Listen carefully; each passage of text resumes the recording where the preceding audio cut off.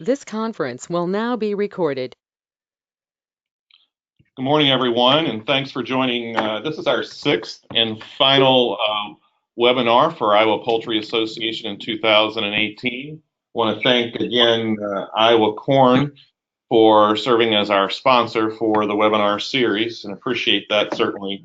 Also, thanks everybody for participating, but we'll also remind you that if you wish to log on at a later time and hear the webinar as well, this webinar is being recorded. I know we have some people that haven't yet joined that had registered for the webinar. Also, want to ask that everybody mute your phones if possible, and then you can come off mute if you have any questions during the webinar. Again, would ask that you mute your phones at this time. Well, we're excited today to have with us Dee Clausen from Iowa Department of Ag and Land Stewardship, Dr. Yuko Sato and Dr. Catherine Woodard from Iowa State University, as well as Emily Reynolds from Iowa Poultry Association, to share some of the latest updates when it comes to testing and some of the tips and tricks along the way and suggestions that we have, as well as an update on where we stand with some disease preparedness and preparedness issues, as well as just some information related to premise ID and some steps along the way. So again, thanks everyone for joining, and I'll turn it over to Dee Clausen at iDolls to share some information with you. Good morning, everybody. I just wanted to share where we are at with our premises ID program. Currently, our office is merging to a new database. We had worked, they're both USDA databases, but the one we currently have would not allow us to, it would only allow us to have certain information in that database, and the mapping was not the best. So we're going to be moving from SPRS, which is the State Premise Registration Database, to EMERS, which is the Emergency Management Registration Database. And in this new database we are going to be using, it'll ask for a little bit more information. So we, in the future, in turn, may be asking for more information from producers.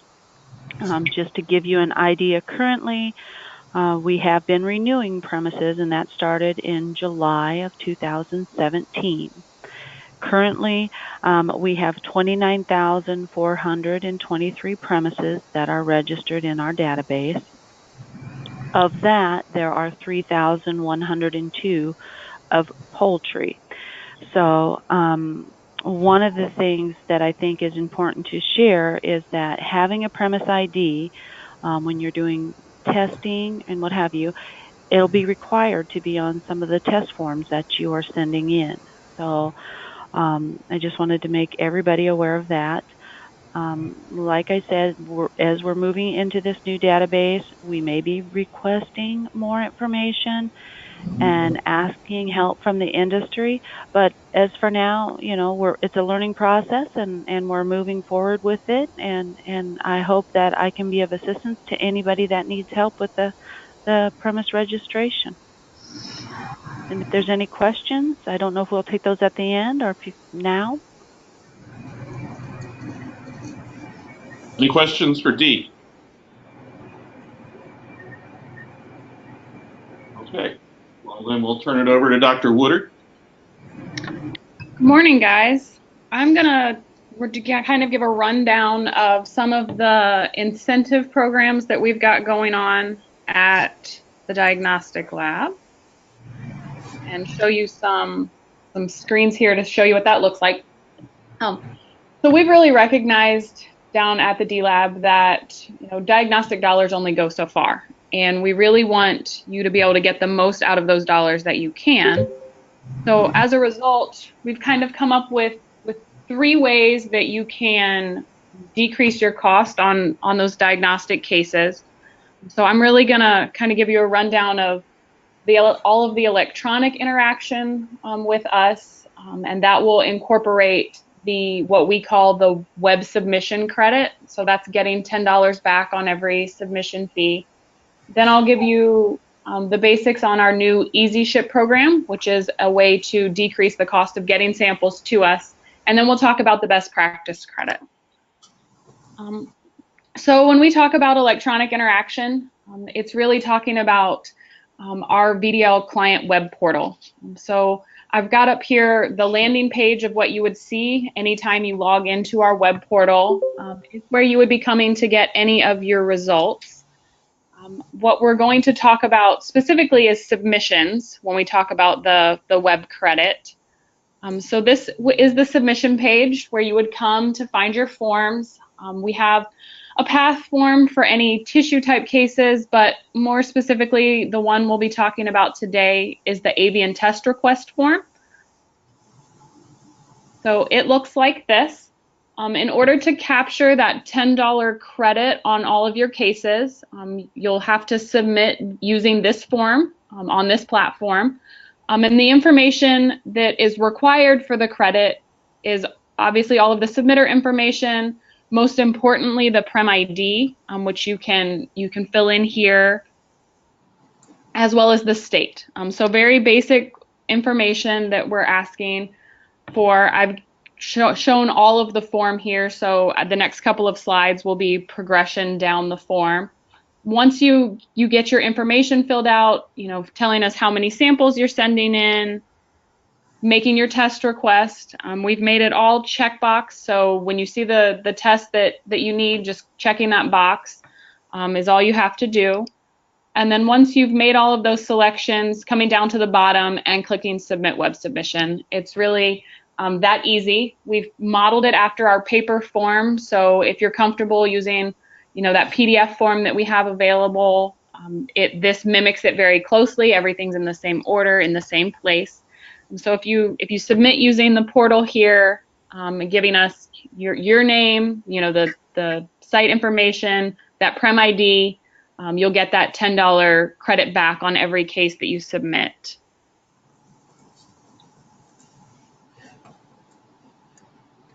So I threw the invoice page up here just to show you what it looks like.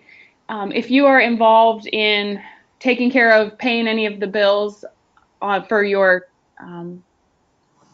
company or site, you can see that invoice tab here, and we'll list out all of those cases and the associated fees, whether it's been paid, if there have been credits applied. So this is a nice place to come to just to get an overview of what's outstanding there. Everything that we have up on our client web portal is mobile friendly. So should you need to use a tablet or a phone, everything's going to render where you'll be able to see it. The next thing that I want to talk about is a recent rollout for us. It's what we call the Easy Ship program. It allows all of our clients to take advantage of our discount through UPS. Because we do such a high volume of shipping, we get a significant discount on what it costs us to ship through UPS. So this is a way that we've been able to provide that discount to you. It's quite simple. If you want to print out a label, you just come in through your web portal, go to the shipping tab up across the top. It will already have our shipping information as well as the information that you've provided to us based on your login. So that would be the name of the company and the address that we have on file for you. All we need from you is a rough estimate of the size of the box, the weight of the box, and then you can choose what UPS service you want, whether that's ground or next day air. I will say if you're shipping from anywhere in Iowa, ground gets to us next day anyway. So unless you're shipping from out of state, next day air is generally not required to get it to us next day. If for some reason you need it delivered on a Saturday to us, you have to make that next day air selection. That's the only option for Saturday delivery from UPS. You can then choose your delivery method. If you just want to see it and print it, if you would like it emailed, or you want to do a combination of the two. I always recommend to do the view, print, and email just because you'll get that email and you'll have that label saved as kind of a receipt. So that's the one that I recommend using. Once you go ahead and click submit, this is what you will be provided by UPS. You can print it out on any printer, just onto a plain white sheet of paper and tape it onto your box. And then you can drop it off either at your nearest UPS drop-off, or you can hand it to a UPS driver that's making a pickup from you already or delivering something to you. They'll be happy to scan it in and take it for you. And then when it arrives at the lab, we will tack the shipping cost onto your case invoice. So you'll see, based on the weight of the package and the service that you requested, the prices there.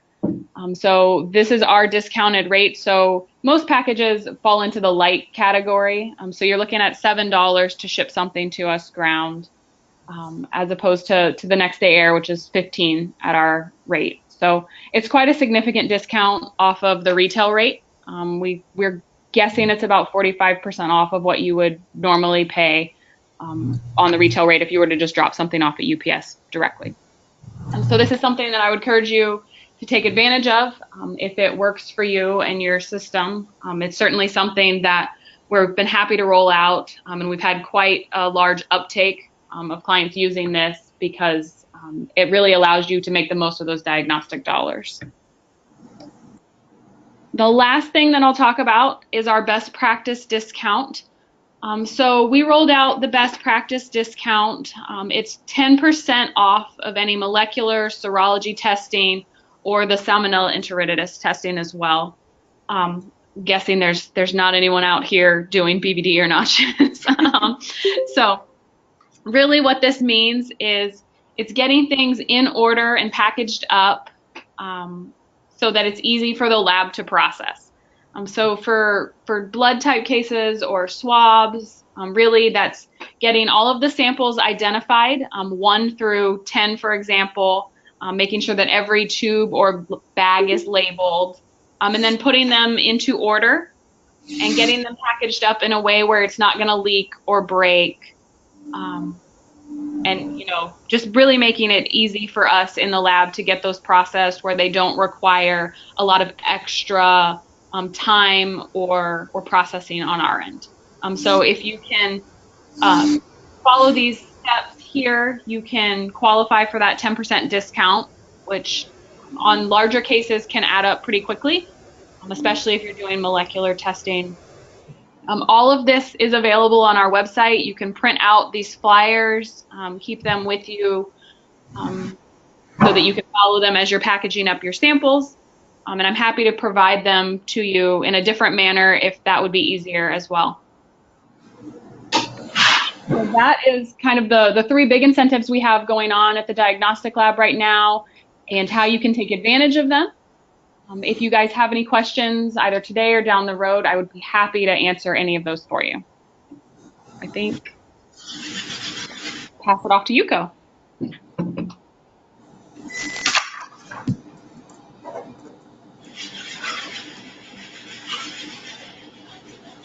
Thanks, Dr. Woodard. I'll continue on a little bit more about influenza testing at the diagnostic lab. And this is kind of to summarize what we do on a regular basis to have a better understanding of what's going on in the background. So as many of you may know, the diagnostic lab here has a memorandum of understanding with the Iowa Poultry Association, which is the official state agency of Iowa. And so if there are laboratory submissions that are submitted with any unexplained respiratory disease or drops in egg production or elevated mortality, these are all processed to have avian influenza or virulent Newcastle disease testing, both by an approved serological or blood test and an approved antigen detection test. So this will be a PCR test. So those are part of the 9 CFR 146.14. So that is an agreement that we have with the Poultry Association. Bearing that in mind, when you have these scary moments in life, this is our influenza screening algorithm that we have. This is also available as part of the IPREP, or the Iowa Emergency Preparation Document, provided by Iowa Department of Ag and the Iowa Poultry Association. So if you look at the flowchart, it's relatively simple. This is very similar to the protocol that MVSL uses when they are working up cases as well. So if you start at the very beginning for the ELISA screening, so ELISA is our first blood test that we use for screening for influenza. If that test comes back positive, that doesn't necessarily mean your flock has influenza. That's a screening test. So if you look down to the positive diamond, if it's not positive, it's done by then. So case closed, birds are moved to shipping. If it is positive, then we do a confirmatory testing for avian AGID testing, which is the secondary blood test.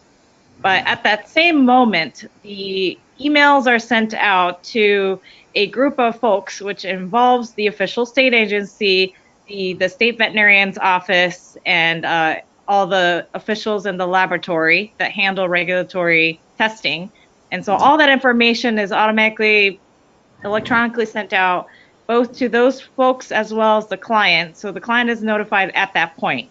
And for commercial clients, we strongly encourage you to do molecular testing or antigen testing at that time to figure out the virus status of the flock rather than waiting for the confirmatory results. So once that is done, if that secondary test is negative, then no further action necessary. But if that secondary test is positive, then that's where it becomes an involvement with MVSL, and also a strong encouragement at that point to really expedite results, split samples, and test with PCR. But all this involves involvement with communication between IDOLs and APHIS office as well as MVSL. That's for your information.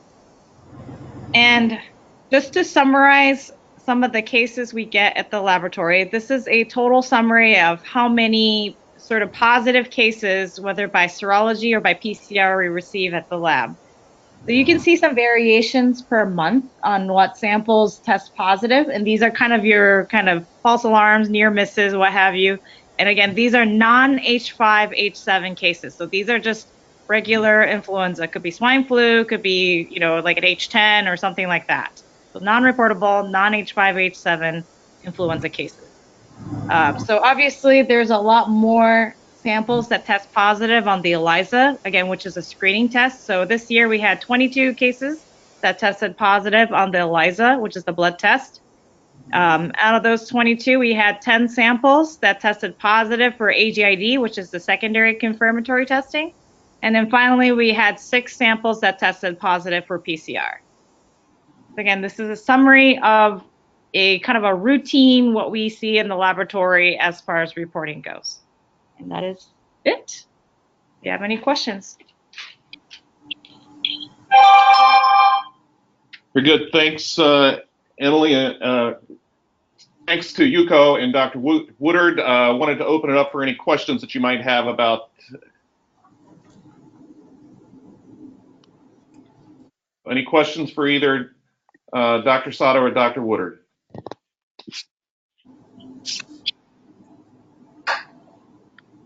Okay, hearing none. Emily Reynolds, you have some comments to share as well? Yeah, good morning. Thank you, everyone, for listening. One of the biggest challenges for myself as your NPIP coordinator within the H5, H7 monitored disease classification, so that would include all of our commercial egg, turkey, and broiler participants, would be that part of your compliance in those programs is to send in your AI testing to me. And the lab has made this really easy. Part of their form has an affiliate link where you can affiliate your own veterinarians, you can affiliate a veterinary clinic, and you can affiliate me for NPIP. And that sends me your test results automatically. I can also access, history of those AI results in the web portal myself. That makes compliance really simple, saves you all a step in having to email or fax or send those in to me separately.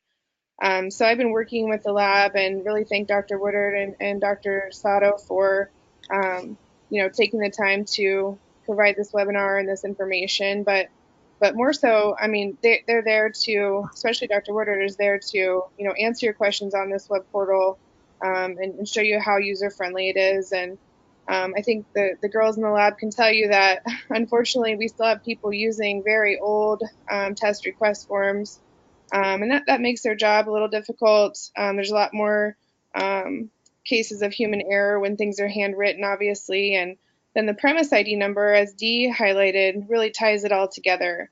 I've actually been working with the lab and calling out producers who we do not have correct premise ID or premise ID at all in the system to try to link everything together. So we really appreciate your attention to these important test request protocol and making sure you're in compliance with your AI testing for your disease classifications for NPIP. Very good. Any questions for Emily or for any of our speakers that have been on the phone today?